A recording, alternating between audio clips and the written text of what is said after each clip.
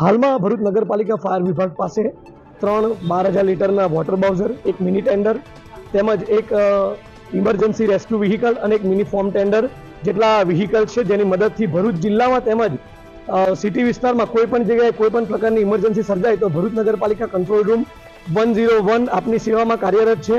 આપ 101 પર કોલ કરો, તાત્કાલિક અમે આપની સેવામાં હાજર થઈશું. ભરૂચ નગરપાલિકા ફાયર વિભાગ પાસે અદ્યતન ઇમરજન્સી રેસ્ક્યુ ટેન્ડર છે, જેમાં એક્સિડન્ટમાં જે પણ લોકો ફસાયેલા હોય તેઓને એટલા અદ્યતન સાધનથી અમારી જે સ્ટાફની કાર્યક્ષમતા છે જેમાં કુશળતામાં પણ વધારો થયેલ છે, જેથી અમે રેસ્ક્યુ કામગીરી ખૂબ જ આસાનીથી કરી શકીએ છીએ.